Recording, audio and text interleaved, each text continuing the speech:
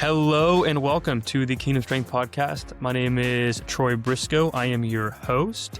This is a platform where we discuss topics ranging from Christianity, the scriptures, and human performance, patient care, and exercise. Anything is fair game. So the hope of this podcast is to equip the listeners to strengthen their walk with the Lord and strengthen their clinical skills, their coaching skills, and whatever sport they may be prepping for. So let's get into the episode today. We have a special guest today, Dr. Elly Salamanca. Yeah. Dr. Elly Salamanca is a rehab chiropractor in Gig Harbor, Washington. She earned her undergraduate degree in sports science from Washington State University and her doctorate of chiropractic from Parker University. Elly loves working with athletes and the active community using techniques like DNS, MDT, ART, and SFMA. If you're not familiar with those terms, don't worry. We will cover that in this podcast, not necessarily this episode, but throughout the show. And she uses these techniques to help people move better, recover faster, and reach their performance goals. When she's not in the clinic, she's running, lifting, and inspiring others to stay active and healthy. Elly, thank you for being on the show. Wanted to just open the floor to you to kick it off, to hear about you, your life, your walk with the Lord, and kind of what you do day in, day out. Yeah, well, thank you for having me. It's such an honor to be the first guest on the Kingdom Strength podcast. So I'm excited to be here. Praise the Lord indeed. And yeah, you kind of said it all there with that intro. But I'm excited to get into it and talk about the Lord and running and chiropractic and all the things. Yeah, I'm here in Washington.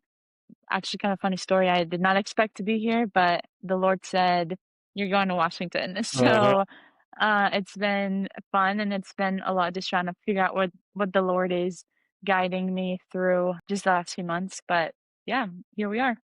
Here you are. Yeah, tell us a little about kind of testimony with the Lord. Just, hmm I know it's a story, but I just wanted to take a moment to encourage the listeners with kind of your story, how the Lord captured your heart, and there's power in one's testimony, and it is a way to hmm glorify the Lord and how He's captured your heart. So, would love Yeah. to. Amen. Yeah. Oh, that's a story. I'll try to keep it short though. Yeah. I grew up in a Christian home. My dad was a pastor growing up, and so always knew of God. But I would say that following Christ didn't really start for me until undergrad. Hmm. That's I would say truly when I made a decision for myself to follow Jesus. I think it's easy, when you grow up in the faith to like say you're a Christian and to like go to church and all the things, but not have that true relationship with God. And so, I went through a lot freshman year, kind of did a lot of, kind of walked away from God a little bit in that season of life. And then God captured my heart one day, and I just kind of woke up one Sunday and felt a desire to go to church. And I said, I'm gonna go to church. What it Hmm. like, you know? So I did, and then from that moment on, it was just like God speaking to me. Um, and I came to a point where I just surrendered my life to Jesus. I think Galatians 2:20 is actually one of the verses that God really used to speak to me in that moment. And it's kind of like a verse that is always with me. And it represents like that moment of just giving everything to the Lord. And yeah, ever since, walking with the Lord isn't like a steady line by any means. There's a lot of ups and downs. Hmm. But it's been sweet to like learn and grow what it means to like give your life to the Lord and to have that confidence of like eternity with Him, but then also to make disciples and to encourage other people, right? To have that walk with Him and to like bring them alongside and say, this is what life with the Lord can look like.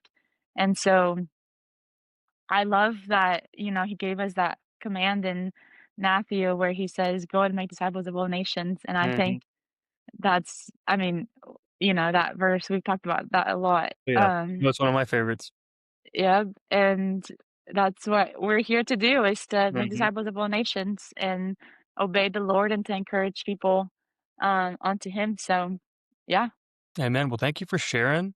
It is, really encouraging to hear, and you're certainly right, like, this life has its ups and downs, but he is faithful through it all, and it's opportunity to lean into those ups and downs and grow closer to him through it all, grow in our process of sanctification so that we may glorify him more on this, side of heaven, and we always have that eternal hope where Mhm.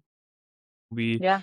or to heavenly bodies where there will be no more said ups and downs, just the pleasure at his right hand and being Yeah. with him Amen. forever and ever. So thank you for sharing. That Amen. is very encouraging to hear. And I'm excited for people to get to hear your story and what the Lord has done in your life. So Thank let's you. Thank you. transition a little bit. Mhm. So I don't know if any listeners may happen to be following you on TikTok or anything like that, but you're a big runner, and one of the topics to discuss today is a little bit what you're doing as far as your mission with running and getting that content out there, and kind of how that discipline and stewardship and consistency with getting up early in the morning to run and kind of putting out that content that's inspiring so many people, kind of how that has shaped you and how your walk with the Lord has kind of bled into that mission as well. So just kind of wanted to hear a little bit your thoughts on that. Yeah. Yeah. And that for sure has evolved a little bit over time. Hmm. So I first started actually, it's funny because I hated running for the longest time, but always had this in the back of my head of like, at some point in my life, I don't know when, but at some point I would love to run a half marathon and I would love to run a marathon. And but always would be like, but I hate running. And then one day I was grabbing coffee with a friend and I kinda said that to her. I said, "I kinda wanna run a half marathon." And long and behold, she's on her phone looking for races. She finds Nice. a race What a in good friend. Seattle. I know, I was like, "Of course you had to go and look for something." But she had run a couple, so she was, a little experienced there. But so she finds a race, and it was, like, the perfect time, because we were talking in April, race is in August, and so it's, like, a good amount of time to train. So I said, "Okay, what the heck? Why not? Let's do it." So, we signed up for the race. We actually did it together. And during that time, I kind of was like, "Okay, if I'm gonna do this, like, I have to train and I actually have to like get ready." And I started posting silly little videos on TikTok of that journey and not expecting anything to come out of it, just kind of being silly and, I don't know. I think too as a way to have accountability because that's a big thing, and we'll kinda get into it, like, more later too, because you can have motivation to run one day, but then the next day maybe motivation's gone, Yeah, motivation and, fades. Hmm. yeah, so then what do you do?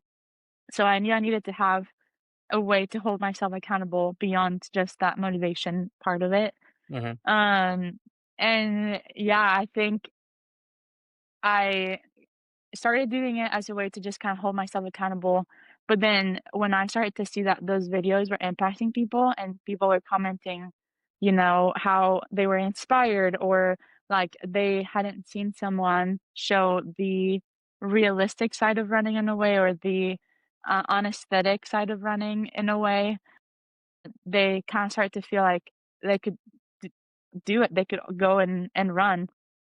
So it just kinda became like I adopted that mission of like, well, I'm a chiropractor, I love movement, I love exercise, and not all of us have the ability to go run 5-minute miles. That amazing for the people that can, but, like, not a lot of people can do that, and so I started to kinda build this community to say, "It's okay that we can't run 5-minute miles, but and it's okay to be slow, so how do we, like, create that community and encourage one another to just show up every day and to move our bodies and to do something that is gonna help us and build, longevity and in so many aspects of life too, and so, Hmm. I forget the question, like, because 'cause I'm just, Yeah, yapping now no, at no, this point, you're good. but so all that to say, I love this space and I love that we're talking about this because 'cause I'm so passionate about just getting people to move Yeah. and, I yeah. It's awesome, obviously, it is a narrative that kinda struck home with many people and continues to Mhm. to do so because you're right, like, a lot of people don't like running and don't see themselves as someone who is a a quote unquote runner, right? And maybe struggle with kind of the day in, day out of getting up and putting in the miles or at least just moving their body, right? So seeing someone go through it consistently, someone who wouldn't call themselves a natural runner, and seeing you absolutely go out there, crush it, and train for races. And again, it's not about the necessarily the speed or the times of the outcome, but Mhm. moving your body with intention and purpose, and thinking about yourself through the process and encouraging others to do the same. So Yeah.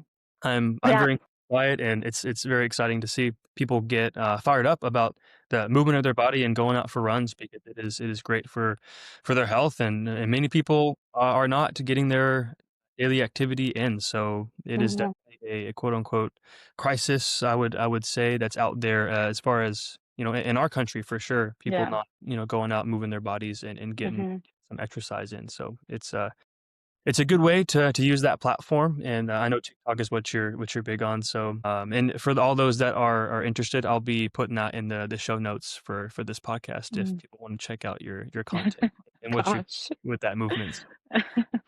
So, Yeah. well, yeah, no, that's encouraging to hear. Thank you for sharing about Mhm. that. Mhm. And another thing that was cool, again, not to share too much about your story or your running stuff and all that if you don't want to talk about it. But when you were telling it to me, I was so kind of taken Mhm. back by the things Mhm. you get to go do and like places you get to see and like organizations you get to work with to partner with, Mhm. put out content and everything like that. It really is a community behind it. So anyway, but kinda shifting more toward that consistency aspect too, one of our mentors, Dr. DMAC, every day at a RTP club or Emotion Palpation club, he Mhm. would say the second hardest thing Mhm. is show up, Show up. and Yep. the hardest thing to do is to continue to show up. So having the opportunity to show that consistency and discipline is Mhm. huge. See.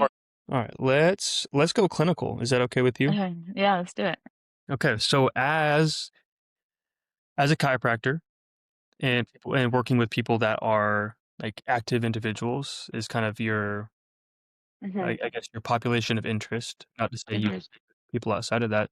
How has your background in running kinda shaped the way you view patient care? Mhm. Mhm. Yeah. I mean, that's a great question. I definitely want to work with a lot of runners. As someone who again has both that this community of people who love to run.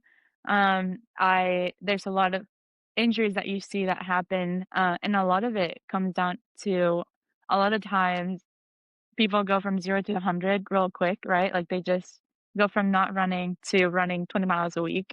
That's Yeah. an exaggeration, but Hey, sometimes not, the though. True, yeah. I mean, I feel like that's kind of what I did when I started training.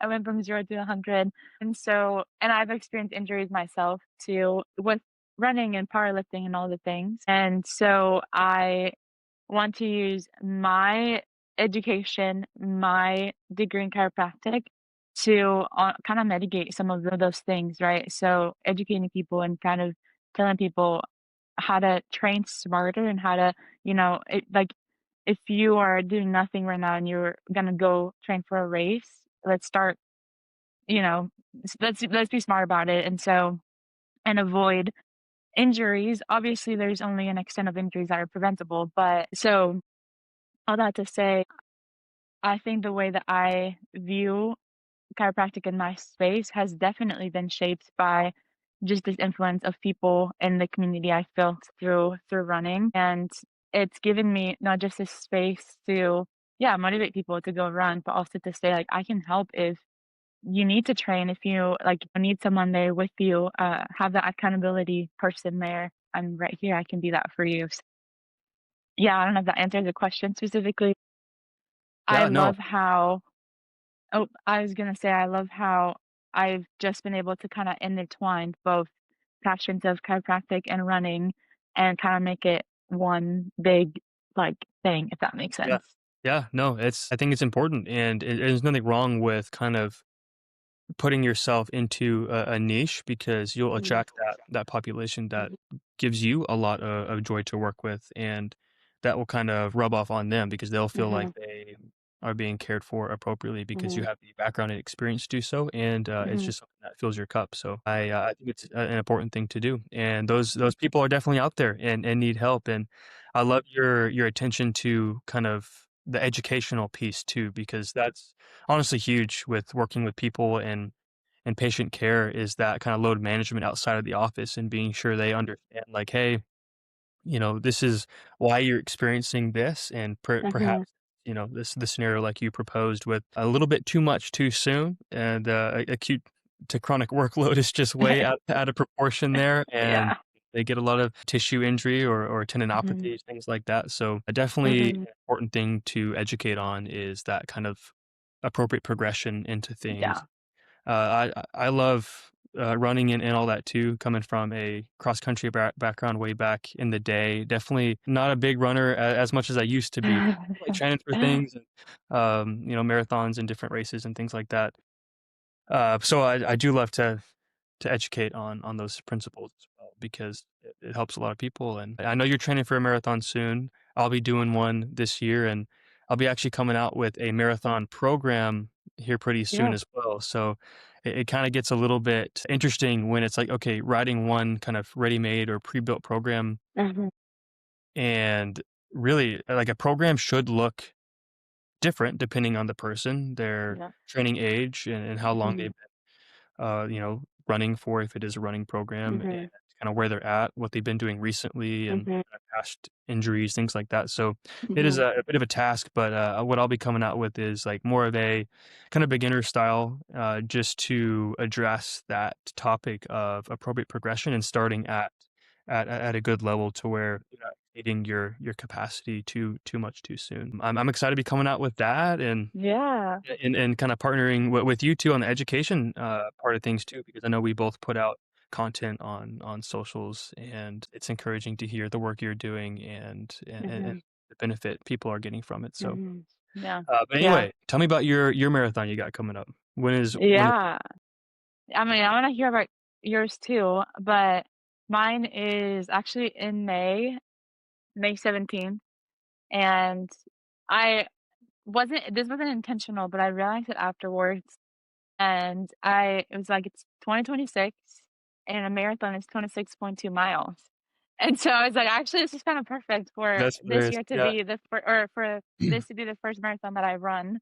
But yeah, so it's actually here, it's local, it's a small marathon, but I have a couple friends and some of my brother's coworkers have ran the marathon in the past, and so they've been giving me a lot of tips to train for it and to prepare for it because it's a very hilly one and it's kind of a tough one, I hear. So that was not fun to hear. I was not expecting it to be super hilly, but we're in Washington, so you expect lots of hills Mhm. anyways. We done got those But over. yeah, I know. I do miss Texas because I do not like hills, I've Yeah, realized. yeah. But I'm getting better. I like I'm looking at trying them. to Yes, yeah, Running at them exactly, but like, running running on them them is different though. yeah, exactly. I'm like, "I'll run down the hill, but not up the hill." Anyways, yeah, no, so I'm excited it's here, so and it's a big one, like, in the area. It's just like a small it's not like, one of your big New York City Marathon or Boston Marathon or anything like that, but yeah, and I think well, never mind, actually, I can't say that part, but yeah, which one are you running? So I was looking around at the start of the year. I was kind of planning out my training cycles for the whole year. I'm planning on doing a couple different things as far as events and competitions, and kind of helping, I guess, put out content to people that are also training for said things. So I kind of wanted to go through it and kind of maybe inspire people that are planning to do these things. Like High Rocks is one, and it's Yeah. just absolutely on fire right now. People are just absolutely loving it. So it's encouraging to see kind of a movement like that take place. And then a marathon is one. So I was trying to look at my schedule and see what would fit in, and there's literally nothing. Like the only one around DFW is one in Fort Worth, which is happening soon. Yeah. So way too soon to actually prepare for. And then one in Dallas, the BMW marathon, and that's at the end of the year. So, but I wanna do it in High Rocks at the end of the year. Not to say I couldn't do both back to back, but I didn't want to. I wanted to give myself a good training block specific to each competition. So my plan is to just do a solo marathon, just plan out a route and get after it. Hey, you can come to Washington and do the marathon with me. I don't know if I got enough hills over here to appropriately train for. That's true, that's Hey, true. it's on the table. And I'm just saying it's an option. But, Oh, yeah, so yeah. we'll see. We'll see how it goes, and I've done 1 marathon before. That was back in undergrad, and I didn't train that great. Of So course. this time, I'm gonna actually put some good attention and Yeah, detail and that's good. execute appropriately so that I can be most equipped to knock it out because I didn't necessarily care about the pace I ran at on the first one. I just wanted to finish. It was my first one. So I'll shoot for a more competitive time, at least compared to my last one. So that'll be Mhm. my Yeah, goal for this one, to run it at a little bit yeah, quicker pace. yeah. Yeah, no, that's exciting, that'll be good. Mhm, I guess with that, what if you so I'm running my first marathon in May, so train for it right now, but mhm, you've done one in the past. So mhm. any, like, big tips that you would give me and any other people who are training for their first marathon as someone who's ran one in the past? Yeah, no, that is a good question, and hopefully people can glean some value from the discussion on it. If someone out there is listening and happens to be training for a marathon, that would be cool. Mhm, But when it comes to kind of programming decisions, if we're kind of catering this around a programming standpoint, like we've already discussed, finding your starting point and what you're comfortable with, mhm, what your weekly mileage is currently at, and how I like to do it is progress volume 10% each week, and mhm, when it comes to endurance events and, endurance training, particularly like marathons or ultra marathons, how I like to approach it is a reverse linear periodization, which is you're kind of starting with a low amount of volume with your running and increasing the volume, because that is the most sport specific, way to mhm, go about it is increased volume in mileage. So and you can, do that with mileage, with time, as far as the time you expect to run the marathon in, you can progress by that or progress by mileage, whichever you choose to do programming. And then starting with actually more, like muscular endurance work in the gym. And then you're starting with muscular endurance work. So your volume in the gym and resistance training is higher. Your running volume is low. You increase the running volume because that's going to mhm, get more specific, and increasing too quick with that in particular can lead to injuries, particularly tissue injuries like tendinopathies, things like that, and because your tissues don't have enough capacity to handle the mhm, demands of a large amount of volume. So then, actually, as you get down further toward the marathon, your your resistance training can increase intensity and decrease volume just to kind of like pair well and not conflict necessarily with the amount of volume you're doing with your running. And it's actually quite important for endurance runners to work on strength and power as well, and actually put a good amount of load through full range of motion for their tissues. So that can help as well with their tissue capacity from a tissue standpoint there too. That's kind of like just a general picture of how I like to do it. I can nerd out about more of the uh, programming principles or like physiology even behind it, and maybe this can inspire mhm. some content that I can come out with about marathon Yeah. training too. But and a lot of people, I think a good tip too, just to kind of put a final nail in the coffin as far as Mhm. you rambling on about a monologue about marathon training, because who knows who's all interested about this topic. But I think a good majority of people, they like to do either right in the middle of like intensity and volume, to where like they're doing like intervals that are Mhm, like maybe 20, 30 minutes, and not really pushing themselves too far when it comes to intensity, but not hitting the volume either. So I like a middle ground. So like the two ends of the spectrum would be like really short duration intervals, things that mhm, you would do to kind of increase VO2 max,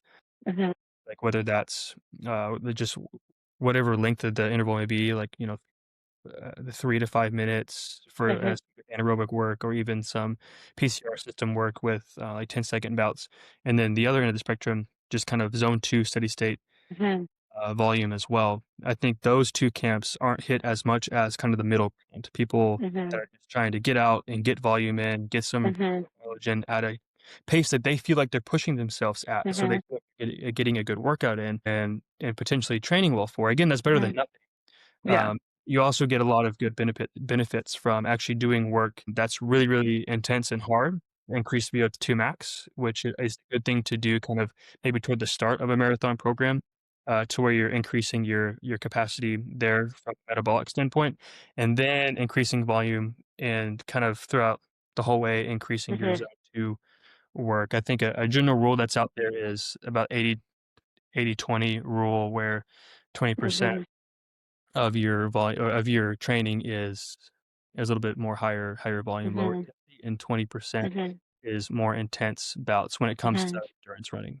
Mhm. So anyway, Yeah. but again, all that to say, depends on you, depends on your goals, depends on who you are, Mhm. what you're training for, you've done in the past, and where you're at currently. So anyway, I'll Yeah. conclude my monologue there. Hopefully, that was helpful to somebody somewhere, but I like to geek out about it. So thank you for asking me the question when you're the guest on the show. So No, I wanted to pick your brain on it a little bit because I did have, or I think I posted something, not long ago kind of about that because I often talk about, like, my speed runs on my TikTok and, like, post about them a little bit, and I've gotten questions about it, like, I did talk about how I'm a slow runner, and I'm not trying to change that, like, I'm not trying to all of a sudden just become really fast, but I love building mileage, and am, training for endurance, like, to long longer rather than faster,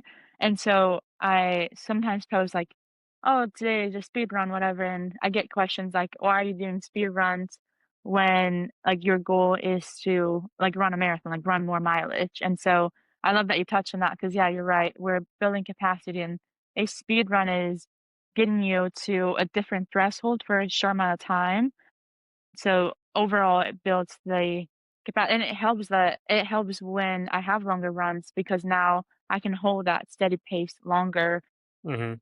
you know. Overall, I increase the capacity of my tissue. So anyway, we can nerd out on a lot of those details, Oh, but yeah. I Yeah, just love that you touched on that and explained that a little bit.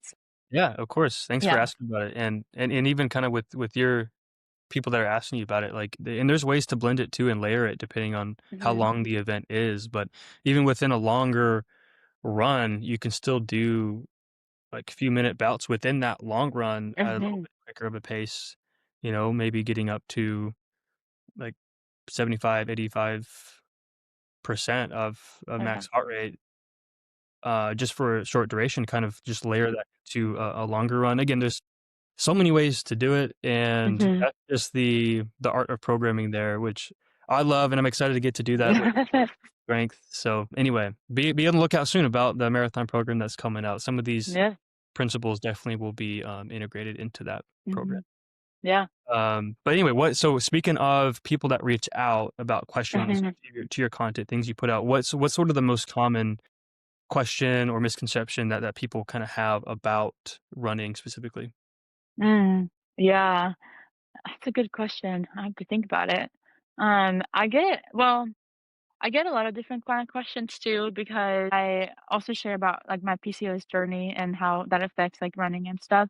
So I get a lot of questions about that of, women asking more about PCOS or how that influences running and then on the other side, I get a lot of questions about injuries and or people asking, I have shin splints. How can I, help that? Or whatever injury that they're experiencing, they'll ask about it. This is kind of random. I get questions about shoes. What shoes are the Alright. best to use for running? Which, man, that's such a loaded question. Sometimes we'll simplify it so much, and I'm like, yeah. Anyway, so there's like a wide like array of questions that I get asked, but I said my favorite one to talk about is PCOS, but I don't talk about it often enough, to be honest. But yeah, Yeah, so, okay, I got 2 questions that kinda stem from that. yeah.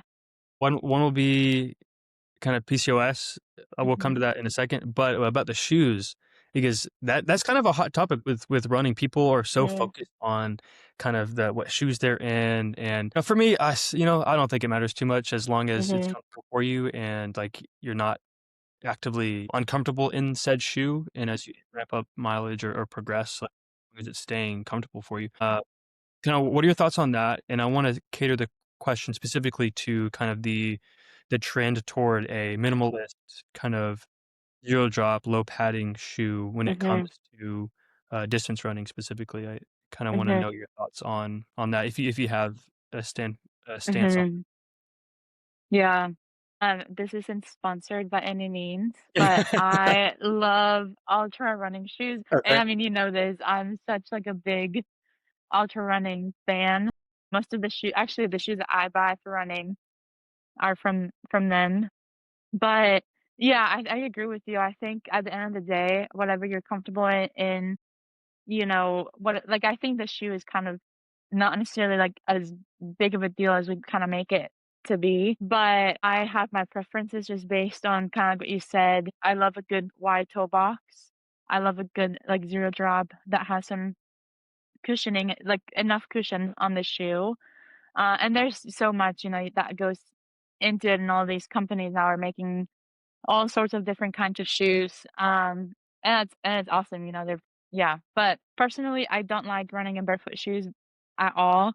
I don't Mhm. think there's enough support or shock absorption there to like I would agree. support what I'm doing. But that's why I love ultra running shoes because I think it kind of is the perfect mix. It's enough cushion for me at least, and everyone has different, like, experiences and opinions on that as well, and again, that wide toe box is kind of what I care the most about when it comes to running because I wanna be comfortable, and that's just a lot of the traditional shoes or other companies where they're narrower, I just tend to be a little bit uncomfortable for me, so I have some because I've had the blessing to have been gifted quite a lot of shoes by different brands that have me tried them out and stuff. Some of them I genuinely love and I still use, but I found a couple that are a little, like, too narrow where I'm like, "Eh, not as comfortable." But anyway, yeah, all that to say, I think the biggest thing that I tell people when they kinda ask me about shoes is go to a running store or go to a store where you can get, you know, do all the tests, all the stuff that's gonna give you peace of mind to know that you're running in the right shoes, but at the end of the day, it's whatever feels comfortable to you and whatever, you know, you like, whatever you can afford even too, because running Mhm. shoes are Oh, expensive. yeah. Jeez Louise. So, man, I'm like, you don't have to go spend hundreds of dollars on running shoes. Like, there's no need. Yeah. No, for But real. anyways, yeah. Yeah, no, I love what you're saying, and, I think it is important to find something that's comfortable. Also, like, zero drop and wide toe box, but still a good amount of cushion, especially because most of my running is on the road, Mhm, and I would find it pretty darn uncomfortable to be running mhm, in a minimalist shoe. But I think, no, whatever people choose, you know, I think where it can get a bad rap or maybe extra attention is if someone makes a drastic switch to a shoe that's, you know, one particular way, maybe quite a bit of mhm, in really narrow toe box, like a, you know, many Hoka shoes are kind of fit that description, and then maybe mhm, switch to something that's kind of more ultra style, and then they run into some issues because it's like an immediate switch. So mhm, I would say also just kind of taking into consideration the progression into said shoe mhm, is an important thing to keep in mhm, mind as well. But mhm, I think that's valuable for someone out there too that may be mhm. training in different shoes or have Yeah. questions about it. So thank you for the info on that. So you Yeah. also mentioned people ask about PCOS Mhm, and kind of your journey with that. What's kind of the main sort of questions or big takeaways you may want to give to mhm, someone that mhm. is going through that? Yeah, I think the biggest question, which can be a little controversial actually, is there's this idea that running is bad for people who have PCOS, Hmm. because it's too much stress, too much cortisol.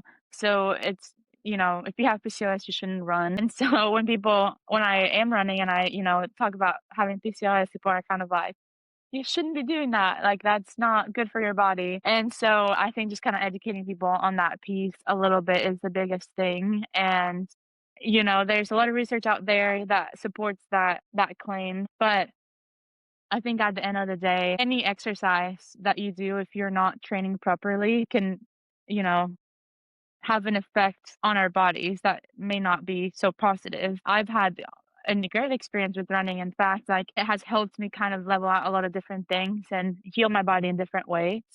Um, I'm talking very general there, but and so again, that's kind of the one thing where I'm like, even just a statement of like running is bad for people who have peace. I feel Gosh. like I have a lot of issues with that Yeah. No, statement. yeah, no, me too. Yeah, and so because I'm like, it's so much more complex than Yeah. that. Exercise isn't bad, period. Like, it's not bad for To anyone, say and that it is so bad is wildly inaccurate. There may be context yeah, in which it may be, but yeah, as a blanket statement, that is not appropriate to yeah, to just yeah, exactly. you out and maybe give people a wrong idea of what they should be doing. Yeah, and it just creates this fear. Like, I've had people, that I've talked with that they don't run because they've heard this, that they've have PCOS and they shouldn't run because it's bad for them, and so it creates this fear that they can't run. I had a lady DM me a couple weeks ago, and she was like, "I've been walking on the treadmill for 30 minutes, and, I tried, like, doing incline to kind of have a little bit more of a feel like I'm working out. And I've gotten to the point where I'm walking 45 minutes at like the highest incline, and I just feel like I need more. Like I need a different threshold, but I don't want to run because she was one of those people who kind of gave me that statement. Like she's heard that it's bad for you and all these different things, and so I kind of had to feel some of those thoughts a little bit, some of those layers, and say, I hear you and I understand your concern, but also, let me tell you this, and so it's like I hate that statement for so many reasons, but then also when I hear someone have so much fear to run because of that statement, I feel like I'm Yeah. like, "Oh, I hate it even more." Yeah, no, I completely agree with you on that. Just be like, "Oh, man, you're avoiding something that could potentially be really good for you and something that you may even really enjoy." If that's something Mhm. that would get people motivated to get out and move their body, that would be such a positive thing. So Yeah. for them to Yeah. be fearful of it is a shame and Mhm. makes me sad to hear. But happy that you're being a light in the field and encouraging people to go out and explore and move their body with intention and purpose. So that's a huge mission behind Kingdom Strength, and it's an honor to get to have you on and share those, topics there, so, anyway, we are ending time, so we're running out of time. It has been a blessing, a huge, huge honor to have you on the very first episode, very Thanks, first yeah. guest episode. This one, will come out in a couple weeks. But, Mm. for all you listeners out there, if you want to keep in touch what, Dr. Elly is doing and the content she's putting out, she's on, Instagram, TikTok. I'll be putting her bio in the description, so check it out there. Give her a follow and be sure to stay in touch on what she's doing, the good work she's doing over there. So, Elly, any final parting words or thoughts for our listeners today? Yeah, I mean, well, thank you for having me, first of all. It's been such an honor, and I just love the conversations that we can have around this, and if it helps one person, then, praise God. Mhm. So I think, yeah, I mean, to kinda end the thoughts here, stay rooted in your identity in Christ and move your body, whether, that's 20-minute walk, run, exercise, high like whatever it is, go move your body. You're gonna feel so much better. And don't care what people say or, anything else. Just do something that is gonna feel good for you and it's gonna help you in the long run. Just with health and fitness in general. So Mhm. yeah. I see what you did there in the long run. I know. I was so unintentional, and then as I was saying, I said, "Mm." Look at you. Well, hey, you heard it here first, folks. Go out there, move your body, go on some runs. If you have any questions, don't hesitate to reach out. And Ellie, thank you again. And thank you to everyone who is listening. God bless you.